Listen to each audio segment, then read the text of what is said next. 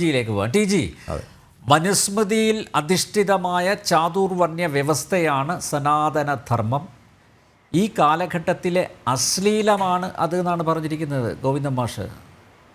ഞാൻ നേരത്തെ ഡോക്ടർ ഹരിയോട് ചോദിച്ചു, ഇവർ പൊട്ടന്മാരാണോ അല്ലെങ്കിൽ പൊട്ടന്മാരായിട്ട് അഭിനയിക്കുകയാണോ? എന്തുകൊണ്ടായിരിക്കാം ഈ സനാതനധർമ്മം കഴിഞ്ഞ കുറച്ച് ദിവസങ്ങളായിട്ട് ഇവരിങ്ങനെ ചർച്ചാ വിഷയമാക്കുന്നത്, വിമർശന വിധേയമാക്കുന്നത്? ടി ജി, അത് പിണറായി വിജയനാണല്ലോ അത് ആദ്യം പറഞ്ഞത്. അതിനെ സ്വാഗതം ചെയ്ത ടീം ഏതാണെന്ന് നോക്കിക്കഴിഞ്ഞാൽ അവരാണ് ഇതിൻ്റെ ഗുണഭോക്താക്കൾ എന്ന് മനസ്സിലാവും. അതിനെ ചാടിക്കേറി സ്വാഗതം ചെയ്തത് SDPI ആണ്. അപ്പോൾ ആരുടെ വോട്ടിന് വേണ്ടിയിട്ടാണ് ഈ പ്രസംഗം എന്നുള്ളത് സുവ്യക്തമാണ്. ഈ സനാതനധർമ്മം ചുക്കാണോ ചുണ്ണാമ്പാണോ എന്നൊന്നും പിണറായി വിജയൻ അറിഞ്ഞുകൂടാ. അദ്ദേഹത്തിന് അറിഞ്ഞുകൂടാന്ന് അദ്ദേഹത്തിനും അറിയാം, നമുക്കും അറിയാം. MV ഗോവിന്ദനും ഈ സനാതനധർമ്മം എന്താണെന്നൊന്നും അറിഞ്ഞുകൂടാ. ആരും ഇതൊന്നും അന്വേഷിക്കാറില്ല. നമ്മളൊക്കെ അങ്ങ് ജീവിച്ചു പോവുകയാണല്ലോ ഒരു മര്യാദയ്ക്കൊക്കെ. ആ 4 പേര് കേട്ടാൽ മുഖം ചുളിക്കാത്ത രീതിയിൽ ജീവിച്ചു പോകുന്നതിന് നമുക്ക് സനാതനധർമ്മം എന്ന് പറയാം. നമ്മളാരും അന്യൻ്റെ മുതൽ അപഹരിക്കാൻ പോകാറില്ല, ആരെയും ഉപദ്രവിക്കാൻ പോകാറില്ല. ഇങ്ങോട്ട് ആരെങ്കിലും ഉപദ്രവിച്ചു കഴിഞ്ഞാൽ വല്ല പോലീസിലും പരാതി കൊടുക്കും എന്നുള്ളതല്ലാതെ അവൻ്റെ വീട് കയറി തല്ലാനോ പിടിക്കാനോ നമ്മൾ പോകാറില്ല. ഇങ്ങനെയൊക്കെയാണ് സാധാരണ മനുഷ്യൻ ജീവിച്ച് മരിച്ചു പോകുന്നത്. ഇതൊക്കെയാണ് സനാതനധർമ്മത്തിൻ്റെ അനുഷ്ഠാനം. ഇപ്പോൾ ഇത് അശ്ലീലമാണ് എന്ന് പറഞ്ഞു കഴിഞ്ഞാൽ സാധാരണ മനുഷ്യരെല്ലാവരും തന്നെ കാഴ്ചയിൽ അശ്ലീലമാണ്, അശ്ലീകരമാണ് എന്ന് ഗോവിന്ദൻ മാഷ് പറയുന്നു എന്നാണ് അർത്ഥം. എന്നാൽ ഇതാണ് താൻ പറയുന്നതെന്ന് ഗോവിന്ദൻ മാഷിന് ബോധ്യമില്ല. കാരണം ഇത് രാഷ്ട്രീയമായ ഉപയോഗമാണല്ലോ.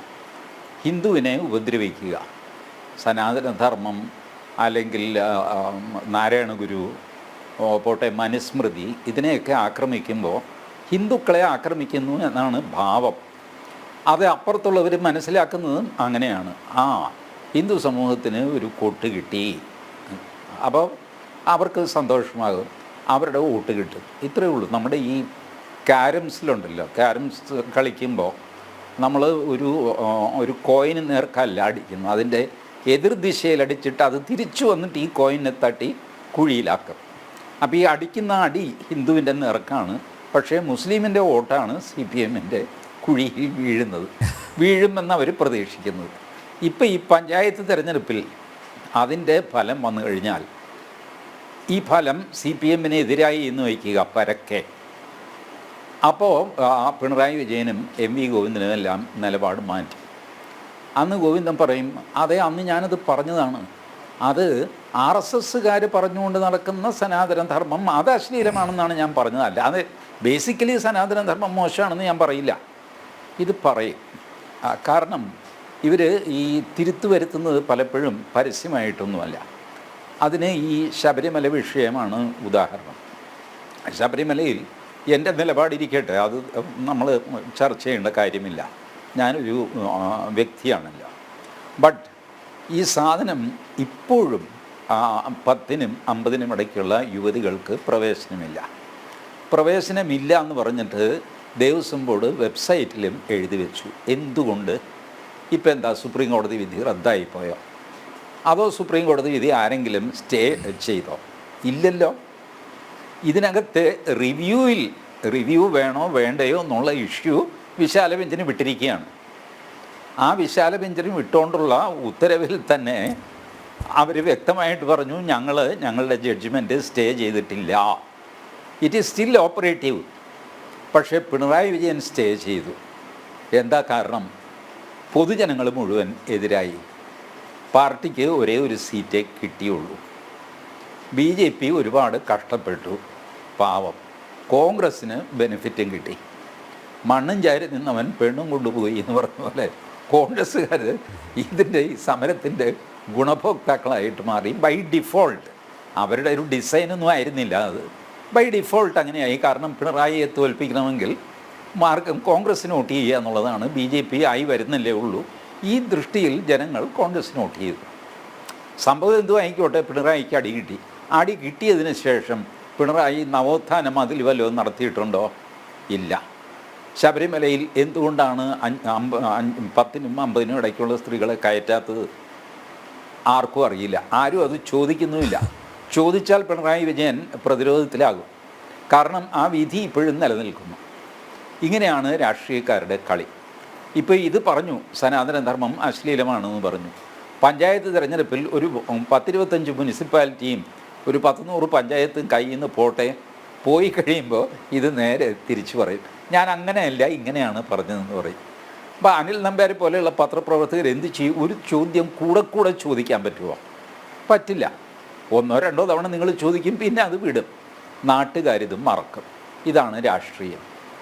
ഞാൻ പറയുന്നത് കുറേ കാലമായി NSS ആണെങ്കിലും ശിവഗിരി മഠമാണെങ്കിലും ഈ രാഷ്ട്രീയക്കാരെ, അവരേത് പാർട്ടിയുമായിക്കോട്ടെ, അവരെ ഇങ്ങനെ ഇതിൻ്റെ ഉദ്ഘാടനത്തിനൊന്നും വിളിക്കരുത്.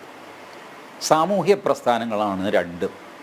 ശിവഗിരി മഠം ആധ്യാത്മിക സ്ഥലവും കൂടെയാണ്. എന്തിനാണ് രാഷ്ട്രീയക്കാരെ വിളിക്കുന്നത്? രാഷ്ട്രീയക്കാരെ വിളിച്ചാൽ അവരത് ഉപയോഗിക്കുന്നുള്ളത് വ്യക്തമാണ്. രമേശ് ചെന്നിത്തലയെ നിങ്ങൾ NSSൻ്റെ ഉദ്ഘാടനത്തിന് വിളിക്കുമ്പോൾ അതൊരു മെസ്സേജായില്ലേ? രമേശ് ചെന്നിത്തല മുഖ്യമന്ത്രിയാവാനായിട്ട് ശ്രമിക്കുന്നു, അതിൻ്റെ പേരിലാണ് അടുത്ത സമസ്തയുടെ യോഗത്തിൽ പോകാൻ പോകുന്നു. അപ്പോൾ ഇത് കേൾക്കുമ്പോൾ VD സതീശൻ്റെ ഒരു വിഷമം, ചേട്ടാ എൻ്റെ മുഖ്യമന്ത്രി സ്ഥാനം പോകുമോ? ഇങ്ങനെയൊക്കെയുള്ള രാഷ്ട്രീയ പ്രശ്നങ്ങളുടെ തുടക്കം പലപ്പോഴും നിഷ്കളങ്കം എന്ന് നമ്മൾ വിചാരിക്കുന്ന ഇതുപോലത്തെ യോഗങ്ങളിൽ നിന്നാണ്. ആ യോഗത്തിൽ തന്നെ നോക്കൂ, ഇപ്പോൾ സച്ചിദാനന്ദ സ്വാമി ശിവഗിരിയിൽ പ്രസംഗിച്ചു. സച്ചിദാനന്ദ സ്വാമി ശിവഗിരിയിൽ പ്രസംഗിച്ചതിനെ വിമർശിക്കാൻ സുകുമാരൻ നായർ NSSൻ്റെ സമ്മേളനം ഉപയോഗിക്കാമായിരുന്നു. പാടില്ല എന്നാണ് എനിക്ക് തോന്നുന്നത്. അദ്ദേഹത്തിനൊരു എതിരഭിപ്രായം ഉണ്ടാകുന്നതിൽ തെറ്റൊന്നുമില്ല. പക്ഷേ ആ വേദി അതിന് ഉപയോഗിക്കരുതായിരുന്നു. ശിവഗിരി മഠത്തെ അദ്ദേഹത്തിന് വിമർശിക്കാം, സച്ചിദാനന്ദ സ്വാമികളെ വിമർശിക്കാം. പക്ഷേ ഇതിനൊക്കെ ഒരു മര്യാദയും സ്ഥലകാല ബോധവും ഒക്കെ വേണം. അതില്ലാതെ അദ്ദേഹം കയറി പ്രതികരിച്ചു. ഭാഗ്യവശാൽ സച്ചിദാനന്ദ സ്വാമി ഒരു ആധ്യാത്മിക ജീവിതം നയിക്കുന്ന ആളായതിനാൽ അദ്ദേഹം ക്ഷോഭിച്ചില്ല എന്നേ ഉള്ളൂ. മറ്റാർക്കാണെങ്കിലും ക്ഷോഭം വരും. ഇത് പറയാൻ നിങ്ങളാരാ എന്നൊക്കെ ചോദിക്കുമ്പോൾ സ്വാഭാവികമായിട്ട് നിങ്ങളാരാ എന്ന് തിരിച്ച് ചോദിക്കൂല. അദ്ദേഹം അത് ചോദിച്ചില്ല, കാരണം അദ്ദേഹം ഹൈലി സിവിലൈസ്ഡ് ആയിട്ടുള്ള ഒരു സന്യാസി ആയതുകൊണ്ട്. പ്രശ്നം ഇതൊക്കെ വരുന്നത് ഈ രാഷ്ട്രീയക്കാരെ ഇതിനൊക്കെ ക്ഷണിക്കുന്നതുകൊണ്ടാണ്. വാസ്തവത്തിൽ ഇവിടെ ശിവഗിരി മഠത്തിൽ ഇപ്പോൾ മോദിയാണ് വന്നതെന്ന് വെച്ചോ, ഈ പറയുന്ന എല്ലാവരും കൂടെ ശിവഗിരി മഠത്തെ കാവ്യവൽക്കരിക്കുന്നു, വർഗീയത പരത്തുന്നു, അങ്ങനെ പറയുന്നു, ഇങ്ങനെ ചെയ്യുന്നു എന്നൊക്കെ പറഞ്ഞിട്ട് സച്ചിദാനന്ദ സ്വാമിയെ റോട്ടിൽ പിടിച്ചു നിന്നിട്ട് തല്ലിയേനെ ഇവരല്ല. കോൺഗ്രസ്സുകാരും കമ്മ്യൂണിസ്റ്റുകാരും രണ്ടുപേരും കൂടും ഇതിന്, അല്ലേ? ഇപ്പോൾ പിണറായി വിജയൻ ആയതുകൊണ്ട് കോൺഗ്രസ്സുകാർക്ക് അത്ര ക്ഷോഭം ഉണ്ടായില്ല. പകരം നരേന്ദ്രമോദി ആയിരുന്നെങ്കിലോ, എൻ്റെ ദൈവമേ, വഴി നടക്കാൻ പറ്റുമോ? നരേന്ദ്രമോദി ഗുജറാത്ത് മുഖ്യമന്ത്രി ആയിരുന്നപ്പോൾ ഒരിക്കൽ ശിവഗിരിയിൽ വന്നു. അന്ന് എന്തായിരുന്നു മേളം? ഒയ്യോ, ആർ ശങ്കറിൻ്റെ പ്രതിമ അനാച്ഛാദനം ചെയ്യാനായിട്ട് മോദി വരുന്നു എന്ന് പറഞ്ഞിട്ട് തല്ലിക്കൊന്നില്ലെന്നേ ഉള്ളൂ ഇവിടെ. പിന്നെ അങ്ങേർക്ക് പിന്നെ ഇസഡ് കാറ്റഗറി സെക്യൂരിറ്റിയും ഇപ്പോൾ SPG സെക്യൂരിറ്റിയൊക്കെ ഉള്ളതുകൊണ്ട് കോൺഗ്രസിൻ്റെയും കമ്മ്യൂണിസ്റ്റ് പാർട്ടിയുടെയും തല്ല് കിട്ടിയില്ല എന്നേ ഉള്ളൂ. ഈ ഏർപ്പാട് ശിവഗിരി മഠവും അവസാനിപ്പിക്കേണ്ട കാലമായിരിക്കുന്നു.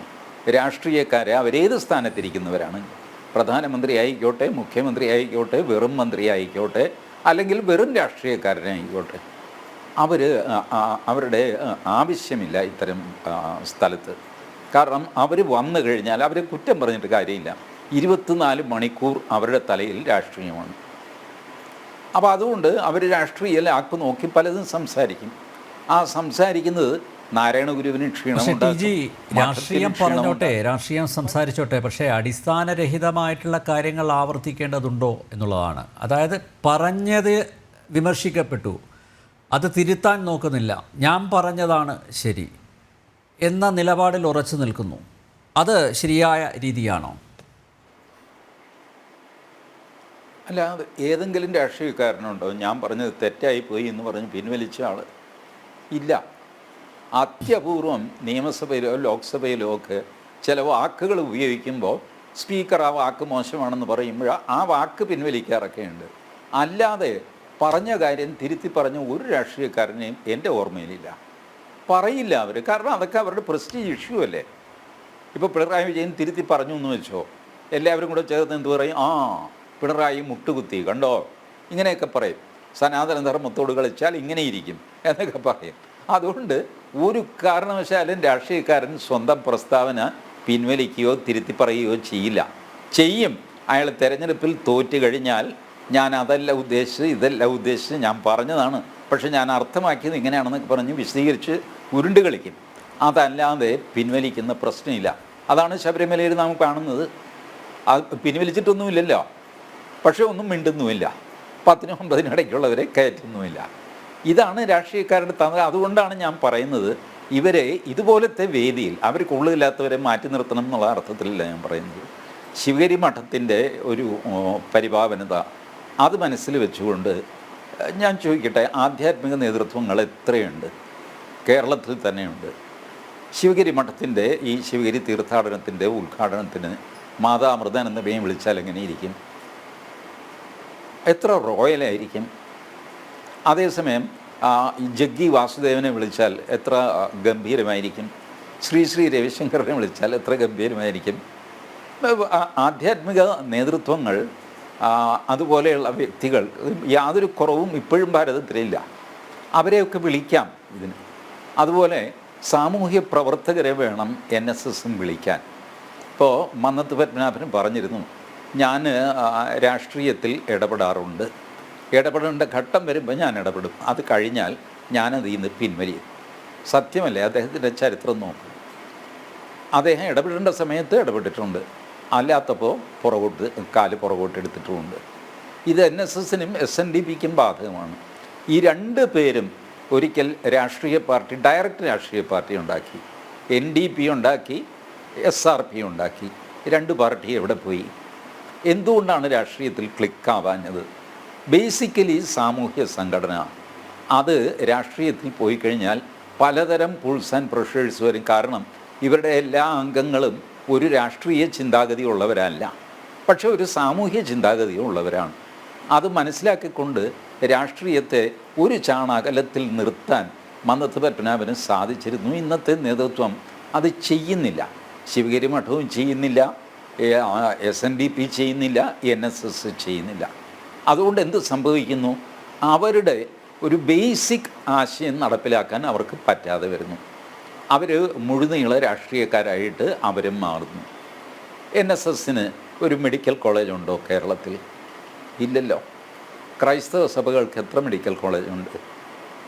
മുസ്ലിം വിഭാഗത്തിൽ MESന് മെഡിക്കൽ കോളേജുണ്ട്. എന്തുകൊണ്ടാണ് NSSന് ഇല്ലാത്തത്, SNDPക്ക് ഇല്ലാത്തത്? വാസ്തവത്തിൽ കോളേജ് എന്നുള്ള ആശയം ഏറ്റവും പഴക്കം ചെന്ന് ഒരു വിദ്യാഭ്യാസ തലത്തിൽ ഇടപെടൽ വേണം എന്ന് തീരുമാനിച്ചത് NSSും SNDPയും അല്ലേ? അതിനുശേഷമാണ് ക്രൈസ്തവ സഭകൾ അവരെ ഓവർടേക്ക് ചെയ്യുന്നത്. ഇപ്പോൾ അവരാണ് എണ്ണം കൂടുതൽ. ബട്ട് ഈ ആശയം ഗുരുദേവൻ മുന്നോട്ട് വെച്ചതാണ്. വിദ്യ കൊണ്ട് സമ്പന്നരാവുക, വിദ്യ കൊണ്ട് പ്രബുദ്ധരാവുക, സംഘടന കൊണ്ട് ശക്തരാവുക. ഇത് ഗുരുദേവൻ പറഞ്ഞതാണ്. സംഘടന കൊണ്ട് രാഷ്ട്രീയം കളിക്കാനല്ലല്ലോ ഗുരുദേവൻ പറഞ്ഞത്. മന്നവും പറഞ്ഞത് എന്താ?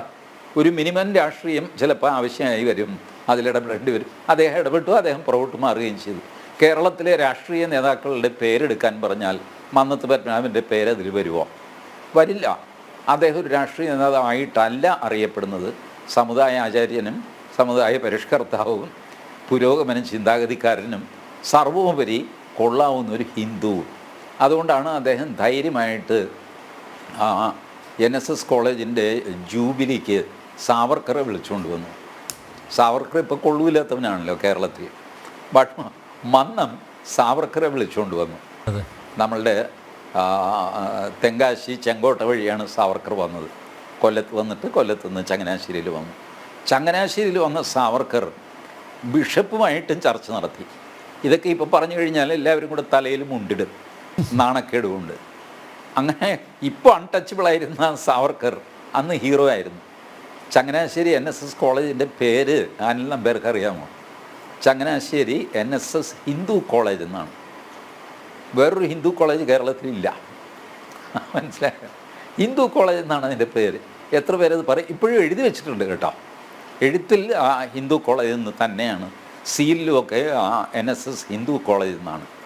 അപ്പോൾ ഇവിടം വരെയൊക്കെ എത്തിയ ആളുകൾ ഇപ്പോൾ മറ്റൊരു രീതിയിൽ സംസാരിക്കുക, മറ്റ് രീതിയിലേക്ക് രാഷ്ട്രീയ ഇടപെടലിന് വേണ്ടി തങ്ങളുടെ വേദി വിട്ടുകൊടുക്കുക, ഇതൊന്നും ശരിയല്ല. ബേസിക്കലി ഈ രാഷ്ട്രീയക്കാരെ ക്ഷണിച്ചു കൊണ്ടുവന്നിട്ട് വിവാദത്തിൽ പെടുകയും ഒക്കെ ചെയ്യുന്ന ഏർപ്പാട് അവസാനിക്കേണ്ടിയിരിക്കുന്നു. പിണറായി വിജയൻ ഇത് പറഞ്ഞ സ്ഥിതിക്ക് MV ഗോവിന്ദന് അതിൻ്റെ കൂടെ ചേരുകയല്ലേ മാർഗമുള്ളൂ. എന്ത് ചെയ്യും ആ മനുഷ്യൻ? പിണറായി ഇത് പറഞ്ഞു പോയി. ഇനി ശരി, അത് തന്നെ മുന്നോട്ട് കൊണ്ടുപോവുക. അതാണ് MV ഗോവിന്ദൻ ഒരു പടി കൂടെ കടന്നിട്ട് ഇത് അശ്ലീലമാണ് എന്നൊക്കെ പറഞ്ഞത്. ഇതിൻ്റെ മറുപടി രാഷ്ട്രീയക്കാർക്ക് മനസ്സിലാകുന്ന ഏകഭാഷ വോട്ടാണ്. ആ വോട്ടിലൂടെ ജനം മറുപടി കൊടുക്കും എന്നാണ് ഞാൻ പ്രതീക്ഷിക്കുന്നത്.